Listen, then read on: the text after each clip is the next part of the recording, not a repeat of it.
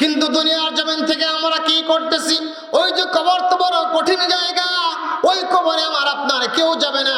কবরে তো মাঝে মাঝে আল্লাহ তাবারক তাআলা বলেছেন, বান্দারে এই কবর তোমার জন্য জান্নাতের বাগান হবে অথবা জাহান্নামের গর্ত হবে। কিন্তু এই দৃষ্টান্ত দেওয়ার জন্য মাঝে মাঝে আল্লাহ তাবারক তাআলা কবরের আযাব যে সত্য এটা মাঝে মাঝে আল্লাহ দেখানোর জন্য। এই দুনিয়াতে কত কবর থেকে দেখবেন, আপনারা শুনেছেন কত কবর থেকে আগুনের ধোঁয়া উঠে, কত কবর থেকে কর্মর কর্ম আওয়াজ হয়, আবার কত কবর থেকে মনে হয় কবরের ভিতরে মানুষ জীবিত আছে এরকম আওয়াজ হচ্ছে। তার একটি ছোট্ট ঘটনা আমি আপনাদেরকে শুনিয়ে যাব। বর্তমান মুসলিম বিশ্বে যে একজন বড় বড় মুবাল্লিগ ইসলাম আছে, তার মধ্যে একজন মুবাল্লিগ ইসলাম যার নাম হলো মাওলানা তারেক জামিল, বাড়ি হলো পাকিস্তানে। আমি তার রচিত একটি কিতাব থেকে অধ্যয়ন করেছি, যেই বইটার নাম হলো চোখে দেখা কবরের আযাব। উনি একটা বাস্তব দৃষ্টান্ত তুলে ধরেছেন। এ পর্দার অন্তরালের মা, এ পর্দার অন্তরালের মা, আজকেও যদি তোমাদের মরণ হয়, তোমার ভাই, তোমার বন্ধু, তোমার সঙ্গে কিন্তু কেউ কবরে হবে না। এবার আল্লামা তারেক জামিল বলেন এটা হলো চোখে দেখা কবরের আযাব। উনি একটি পাকিস্তানের ঘটনা উল্লেখ করেছেন। ও পর্দার অন্তরালের মা, যারা বিবাহ করেছেন সকল ভাই বোনরা শুনে যান, যারা বিবাহ করেন নাই তারাও শোনেন, যারা বিবাহ করেছেন তারাও শোনেন। এই পর্দার অন্তরালের মা আপনারাও শোনেন। আল্লামা তারেক জামিল বলেন ওই বইয়ের ভিতরে আমি লিখেছি নিজে, আমি নিজে অধ্যয়ন করেছি, পড়েছি। এটা তার লেখা রচিত একটি কিতাব, বইটার নাম হয়তো আমি বলে দিলাম, চোখে দেখা কবরের আযাব। অথবা আর একটা ছোট চটি বই, যে বইটার নাম হলো কবরের আযাব, লিখেছেন মাওলানা তারেক জামিল। তিনি হলো মুবাল্লিগ ইসলাম। উনি বলেন, উনি ঘটনা বর্ণনা করেছেন এইভাবে। একজন কৃষক মানুষ সকালবেলা ঘর থেকে বের হয়ে গেছে।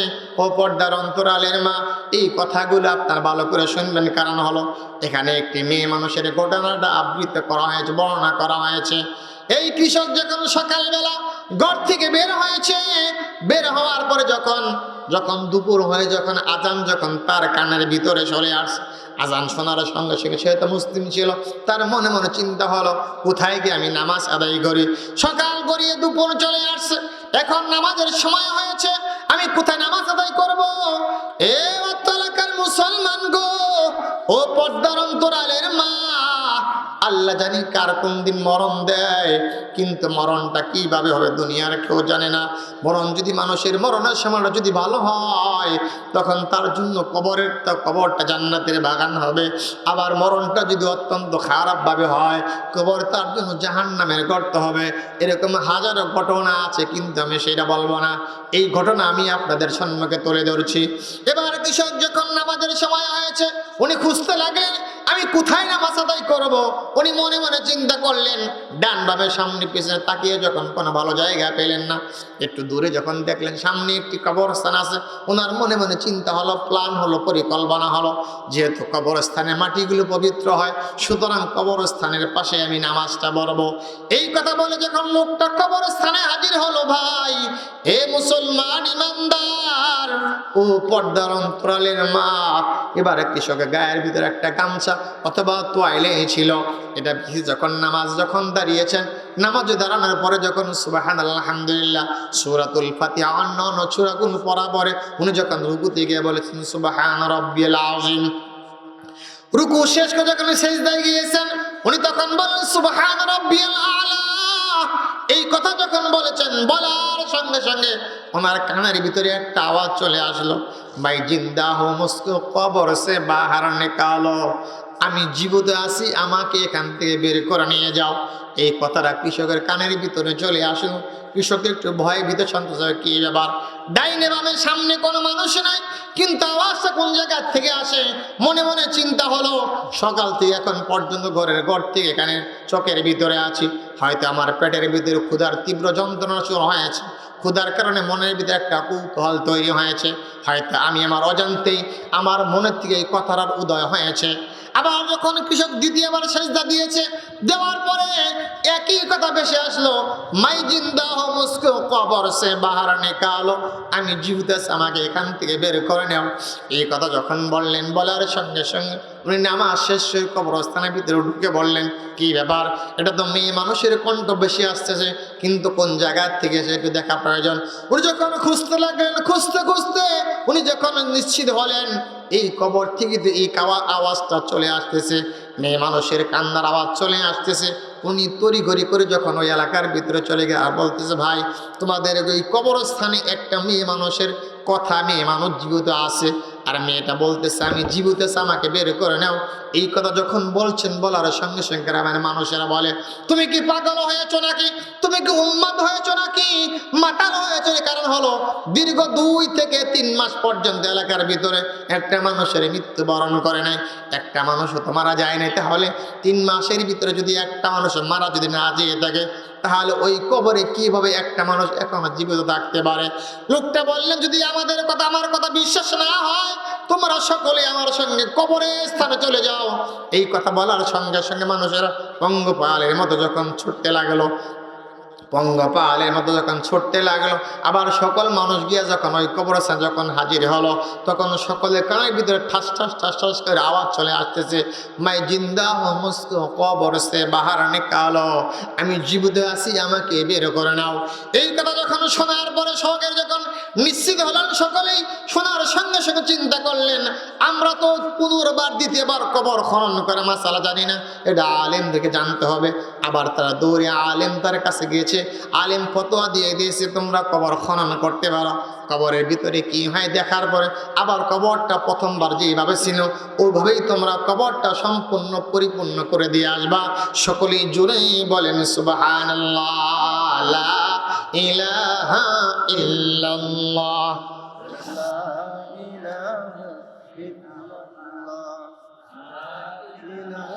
লা ইলাহা ইল্লাল্লাহ।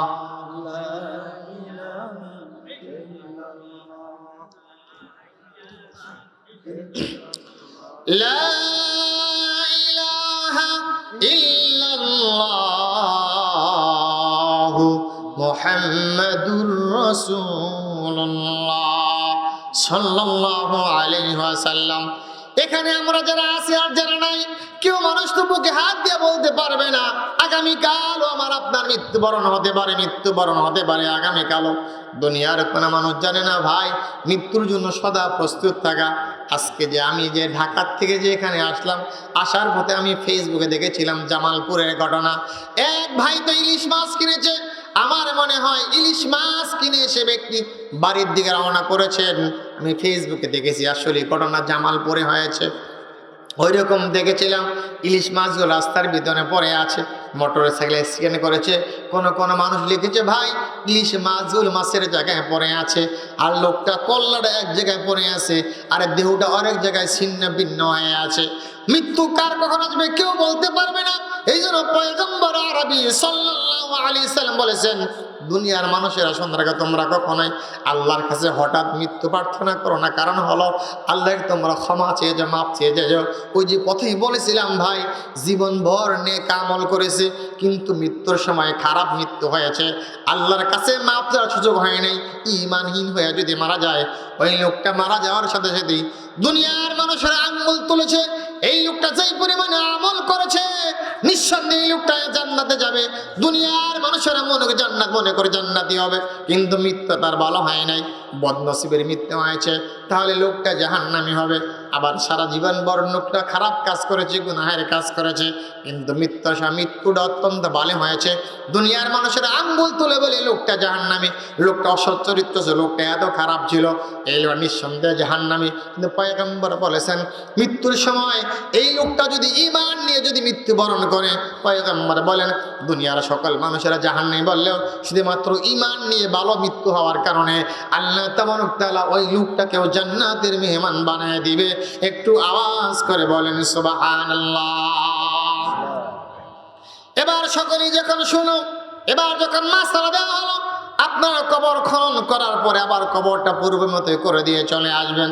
আবার সব লোক যখন কবরস্থানে যখন জমায়েত হলো, কবরের মাটিগুলো যখন সরানো হলো, মাটি সরানোর সঙ্গে সঙ্গে কবরের বাজ যখন টেনে টেনে যখন তুলে হচ্ছে, হঠাৎ করে দেখে কবরের ভিতরে একজন যুবতী কন্যা সন্তান, গায়ের ভিতরে একটা পোশাকও নাই, পোশাকবিহীন অবস্থায় যুবতী কন্যা সন্তান সেখানে বসে আছে।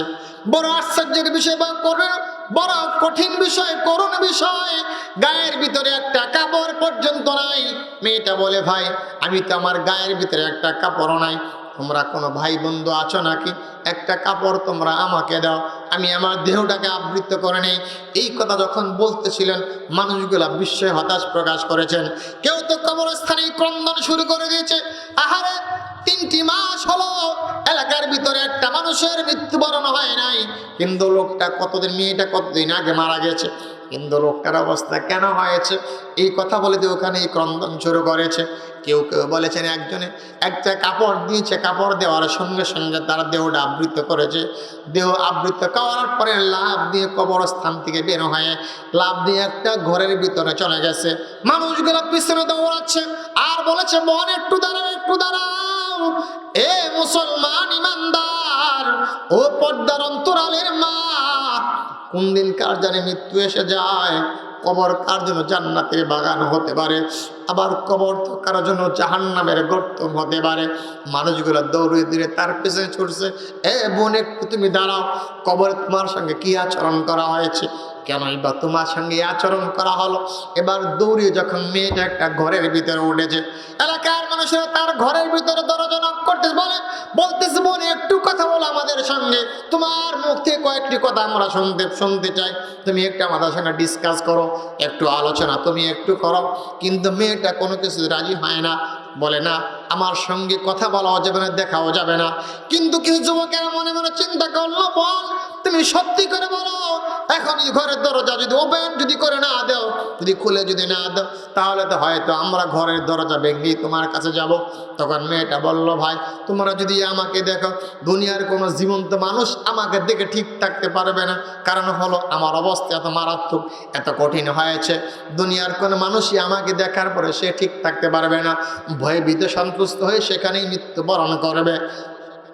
কিন্তু কিছু যুবকেরা বলল, না আমাদের মৃত্যু হয় হোক, তবুও তোমার সঙ্গে আমরা কথা বলতে চাই, আমরা তোমাকে দেখতে চাই, আমাদের বুকের ভিতরে প্রচন্ড সাহস আছে।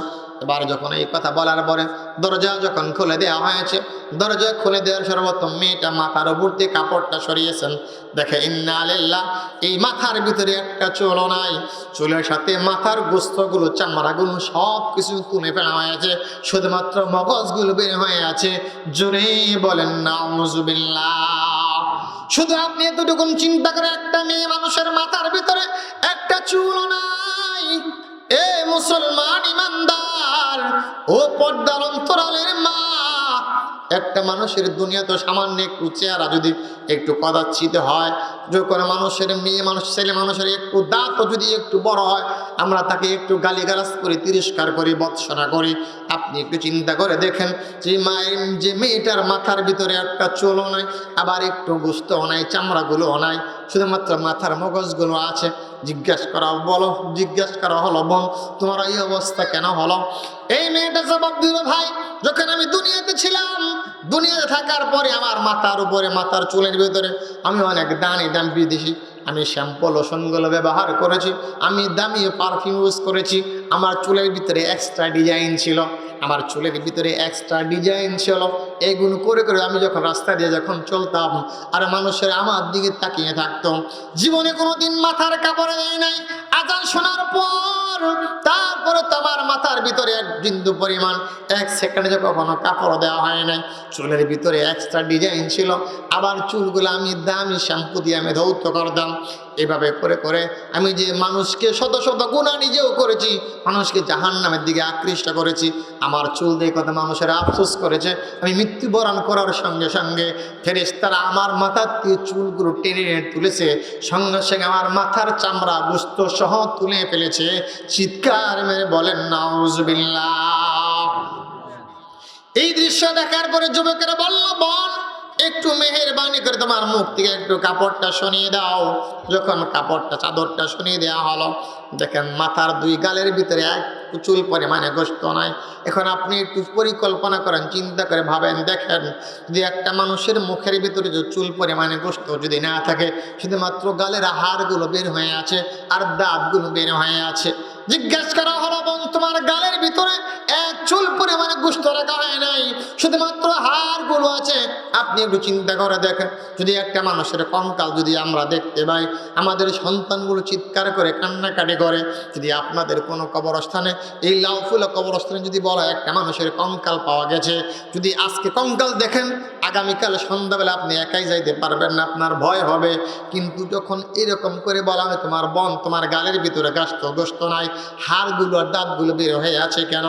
মেয়েটা বলল, ভাই আমি তো জীবনে আমার এই মুখের ভিতরে কি করে দামি দামি আমি ক্রিম ব্যবহার করেছি, আমি মুখের ভিতরে কত আটা ময়দা মেখেছিলাম, মানুষকে আমার দিকে আকৃষ্ট করার জন্য কত সুন্দর করে আমি সাজুগুজু করেছিলাম, কিন্তু পরপুরুষকে কোনোদিন পরপুরুষকে দেখাইছি আমি জীবনে করে আমি আমার মুখটা আবৃত করি নাই, যার কারণে মৃত্যুবরণ হওয়ার সঙ্গে সঙ্গে ফেরেশতারা আগুনের চিমটা দিয়া আমার গালের থেকে গোশতগুলো তারা টেনে টেনে খসিয়ে ফেলেছেন।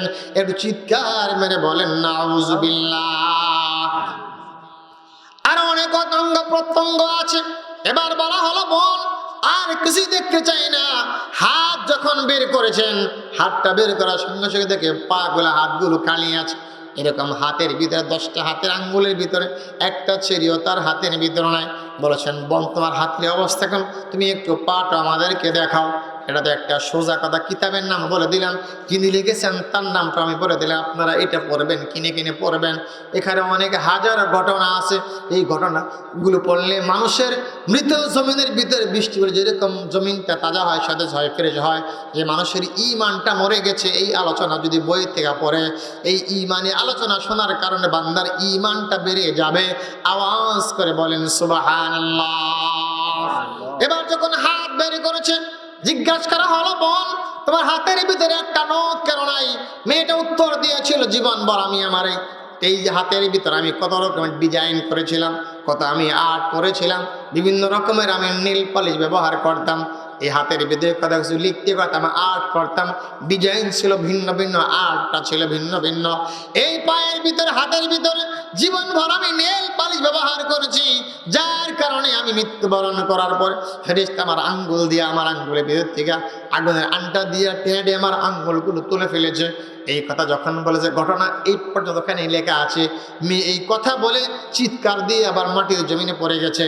মাটিতে পড়ার সঙ্গে সঙ্গে মেয়েটা পুনরায় আবার মৃত্যুবরণ করেছেন।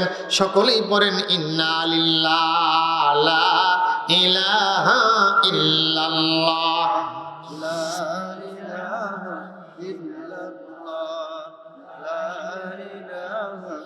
লা ইলাহা ইল্লাল্লাহ, লা ইলাহা ইল্লাল্লাহ, লা ইলাহা ইল্লাল্লাহ, মুহাম্মাদুর রাসূলুল্লাহ সাল্লাল্লাহু আলাইহি ওয়াসাল্লাম।